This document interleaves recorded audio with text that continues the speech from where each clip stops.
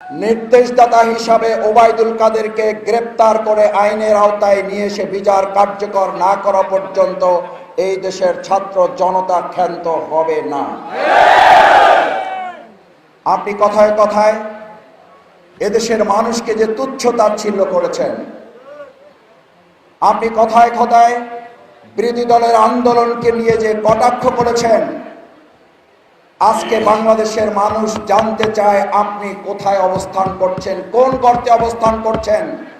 আপনাদের পোষা সেই সময়ের পুলিশ প্রধান বেনজির বলতেন, বিরোধী দলের নেতা কর্মীরা যদি গর্তে লুকিয়ে থাকে টুকাইয়ে নিয়ে আসা হবে, ঘরে থাকলে বের করে নিয়ে আসা হবে। আর আজকে বলে যাচ্ছি, আপনি যেখানে থাকেন সেখান থেকে বের করে নিয়ে এসে বিচারের মুখে দাঁড় করানো হবে। জায়গায় এসে আমরা দাঁড়িয়েছি, এই অঞ্চলকে যিনি কলুষিত করেছেন, এই নোয়াখালী অঞ্চলকে গোটা বিশ্বের দরবারে যিনি কলঙ্কিত করেছেন, মূলত আন্দোলনের প্রথম ধাপে তার নির্দেশে ছাত্রলীগের গুন্ডা বাহিনী প্রথম গুলি চালাবার সিদ্ধান্ত নিয়েছে। নির্দেশদাতা হিসাবে ওবায়দুল কাদেরকে গ্রেপ্তার করে আইনের আওতায় নিয়ে এসে বিচার কার্যকর না করা পর্যন্ত এই দেশের ছাত্র জনতা ক্ষান্ত হবে না।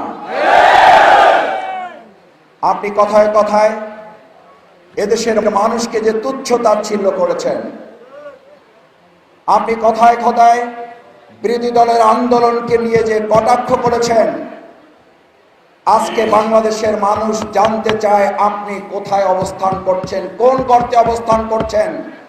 আপনাদের পোষা সেই সময়ের পুলিশ প্রধান বেনজির বলতেন, বিরোধী দলের নেতা কর্মীরা যদি গর্তে লুকিয়ে থাকে টুকাইয়ে নিয়ে আসা হবে, ঘরে থাকলে বের করে নিয়ে আসা হবে। আর আজকে বলে যাচ্ছি, আপনি যেখানে থাকেন সেখান থেকে বের করে নিয়ে এসে বিচারের মুখে দাঁড় করানো হবে। বাংলাদেশকে নিয়ে আপনাদের 41 সাল পর্যন্ত ক্ষমতায় থাকার স্বপ্ন ছিল। আপনারা ঘুমিয়ে স্বপ্ন দেখেন নাকি জেগে স্বপ্ন দেখেন, এটা নিয়ে মানুষের এখনো বিস্ময় আছে। আপনারা 41 সাল পর্যন্ত থাকার স্বপ্ন দেখেছিলেন, আর জনগণ আপনাদের বিদায়ের জন্য 41 সেকেন্ড সময়ও দেয় নাই, তার আগেই আপনারা বিদায় নিয়েছেন। সম্মানিত ভাই এবং বন্ধুগণ, আমাদের আবু সাইদ বীর মুগ্ধরা জীবন দিয়েছে, এখন অসংখ্য ভাই ছাত্র জনতা আহত অবস্থায়, হাত হারা অবস্থায়, পা হারা অবস্থায়, চোখ হারা অবস্থায়, স্বামী হারা অবস্থায়, ভাই হারা অবস্থায়, পিতা হারা অবস্থায়। পরিবার যদি তাদের এক হাত হারিয়ে এক হাত উঁচু করে বলে আমাদের আর কিচ্ছু চাওয়ার নেই, আমরা নতুন স্বাধীন বাংলাদেশ পেয়েছি, আমরা আনন্দিত, আমরা খুশি। আমি আজকে বেগমগঞ্জবাসীর কাছে জানতে চাই, সেই হাত হারা, সেই পা হারা, সেই স্বামী হারা, সেই সন্তান হারা, সেই বাবা হারা পরিবারগুলো যদি বলে নতুন স্বাধীন বাংলাদেশ পাওয়ার পর আমাদের আর চাওয়া পাওয়ার কিছু নেই, তাহলে আজকের এই সময়ে যদি কোনো একটা সুবিধাবাদী গোষ্ঠী, কোনো একটা দুষ্কৃতকারী গোষ্ঠী আবার নতুন করে চাঁদাবাজি, সন্ত্রাসী, দখলদারিত্বে লিপ্ত হয়, তারা ওই আওয়ামী লীগের দোসর হিসেবে চিহ্নিত হবে।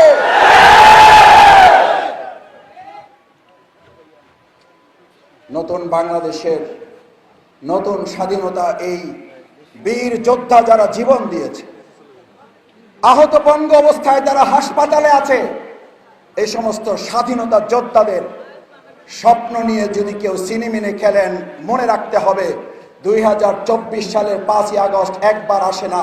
এটা অন্যায়, অত্যাচার, চাঁদাবাজি, খুন, রাহাজানি, টাকা পাচারকারীদের বিরুদ্ধে প্রতিদিন, প্রতি মিনিট, প্রতি সেকেন্ডে এক একটা 5ই আগস্ট তৈরি হবে। আমরা অত্যন্ত বিস্ময়ের সাথে, উদ্বেগ উৎকণ্ঠার সাথে লক্ষ্য করি আমাদের নতুন সুন্দর স্বাধীন নতুন বাংলাদেশে এখন ঘাপটি মেরে থাকা প্রশাসনের আগের কতিপয় লোকেরা বসে বসে নাকি কেউ কেউ স্বপ্ন দেখেন এবং বলেনও, ভিতর থেকে গোপনে বলেন আবার সব ঠিক হয়ে যাবে, আধার কেটে যাবে। আপনাদের সাহসের প্রশংসা করতে হয়, তবে বেশি সাহস দেখাবেন না। আপনাদের যে নেত্রী মহিলা সাহস দেখিয়ে বলেছিলেন শেখ হাসিনা পালায় না। আপনাদের মনে থাকার কথা, ছাত্র জনতা 2024 সালের 5ই আগস্ট যে আন্দোলন সফল করেছে, 2023 সালের 28শে অক্টোবর মতিঝিলের শাপলা চত্বর থেকে বাংলাদেশ জামাত ইসলামী সেদিন একটা স্লোগান দিয়েছিল। আপনারাও সেই স্লোগানে সামিল হয়েছিলেন। আমরা সেদিন বলেছিলাম শুধু পদত্যাগ নয়, আমরা স্লোগান দিয়েছিলাম নো হাসিনা গো হাসিনা। আজকে শুধু নো হাসিনা নয়, হাসিনা চলে যেতে বাধ্য হয়েছে। এটা 28 অক্টোবর জামাত ইসলামের সিদ্ধান্ত ছিল।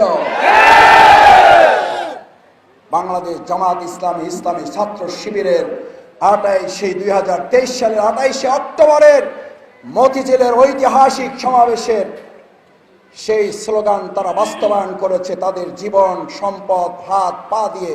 আমরা সেই সাধারণ শিক্ষার্থী তরুণ যুবকদের প্রতি আজকের এই সমাবেশ থেকে আলাদা করে স্যালুট, আন্তরিক অভিনন্দন, ধন্যবাদ এবং তাদের প্রতি আমরা কৃতজ্ঞতা জানাই। আল্লাহ তাদের শাহাদাতের সর্বোচ্চ মর্যাদা দান করুন। সম্মানিত ভাই এবং বন্ধুগণ, আমি শেষ যে কথাটি বলে আমার বক্তব্যের ইতি টানতে চাই, আমরা আমাদের প্রিয় মাতৃভূমি বাংলাদেশ, এই বাংলাদেশে নারায়ে তাকবীর আল্লাহু আকবারের স্লোগান তারা দিত না। সাধারণ মুসলমানরাও যখন মসজিদ থেকে বের হয়ে নারায়ে তাকবীর আল্লাহু আকবারের স্লোগান দিত, কতিপয় দুষ্ট চক্রের পুলিশের সদস্যরা বলতো এটি জামাত শিবিরের জঙ্গি স্লোগান, এটা দিতে দেওয়া হবে না। আজ ওই সমস্ত পুলিশের লোকদের সহ তোমাদের দোসর যারা, তোমাদের নির্দেশদাতা যারা, তাদের কান খুলে ভালো করে শোনো। আজকের এই বেগমগঞ্জের এখান থেকে আমরা আওয়াজ তুলছি, নারায়ে তাকবীর, নারায়ে তাকবীর। এই স্লোগান কি শুধু বেগমগঞ্জবাসী?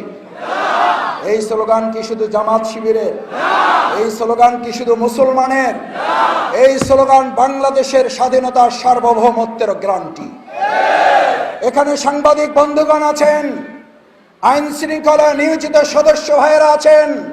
ইতিহাস জানা থাকার কথা, আমাদের পার্শ্ববর্তী রাষ্ট্র যখন আমাদের বিডিআর তৎকালীন বাহিনীর উপরে হামলা পরিচালনা করেছিল রৌমারী সীমান্তে, আমাদের বিডিআরের জওয়ান যোদ্ধারা সাথে আমাদের সেই অঞ্চলের জনগণ একত্রিত হয়ে পার্শ্ববর্তী সেই রাষ্ট্রের আধিপত্যবাদের বিরুদ্ধে, গুলির বিরুদ্ধে, আমাদের বুক চিরে তাদের ফেলানিকে হত্যা করার প্রতিশোধ নেওয়ার বিরুদ্ধে সেদিন নারায়ে তাকবীর আল্লাহু আকবারের স্লোগান দিয়ে আমরা আমাদের সীমান্ত পাহারা দিয়েছিলাম। ভবিষ্যতেও বাংলাদেশের প্রতিটি ইঞ্চি মাটির গ্যারান্টি হবে নারায়ে তাকবীর।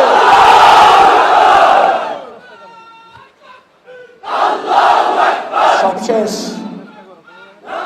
আমার এখানে চোখের সামনে বুলবুল ভাই আমরা পাশে বসে বলতেছিলাম, বুলবুল ভাই আমরা পাশে বসে বলতেছিলাম, আজকের এই সমাজের দিকে তাকালে আমাদের মুরব্বীদের সংখ্যা বেশি না তরুণ ছাত্র সমাজের সংখ্যা বেশি?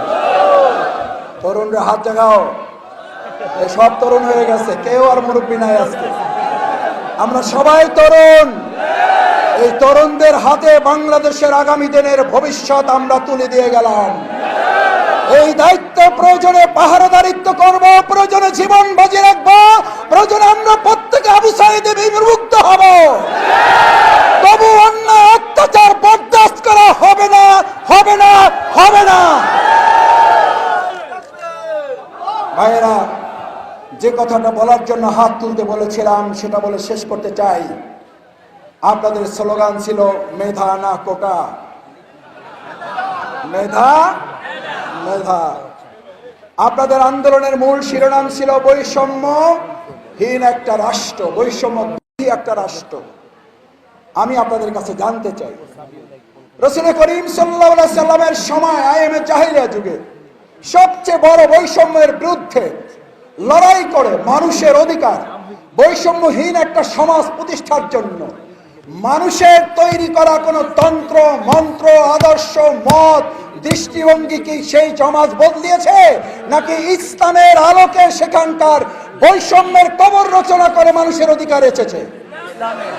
সুতরাং আজকের তরুণ ছাত্র সমাজ জনতার কাছে জামাত ইসলামীর আহ্বান, এই আস্তে আস্তে এক একদিন 2024, 1971, 1947, 1952, 90 এর গণঅভ্যুত্থানে বারবার আন্দোলন করার পরিবর্তে আমরা যদি একবার ইসলামী সমাজ বিনির্মাণ করতে পারি, আমি নিশ্চয়তা দিয়ে যাচ্ছি ইসলামী কেবলমাত্র বৈষম্যহীন রাষ্ট্রের বিকল্প, আর কোনো বিকল্প হতে পারে না। আসো সেই বৈষম্যহীন রাষ্ট্রের বিনির্মাণে ইসলামী অনুশাসনের আলোকে রাষ্ট্র মেরামতে চাই, নিজের মেরামত। আমরা নিজেদের মেরামতের মাধ্যমে এই রাষ্ট্র মেরামতকে নিশ্চিত করব ইনশাআল্লাহ। আল্লাহ হাফেজ। বাংলাদেশ জিন্দাবাদ, বাংলাদেশ জামাত ইসলামী জিন্দাবাদ, বেগমগঞ্জ উপজেলা জিন্দাবাদ। আসসালামু আলাইকুম ওয়া রাহমাতুল্লাহি ওয়া বারাকাতুহু। বাংলাদেশ ও প্রবাসী বাংলাদেশিদের খবর জানতে প্রবাস কণ্ঠের সঙ্গেই থাকুন। আজই জয়েন করুন আমাদের ফেসবুক, টুইটার, টেলিগ্রাম ও হোয়াটসঅ্যাপ চ্যানেলে।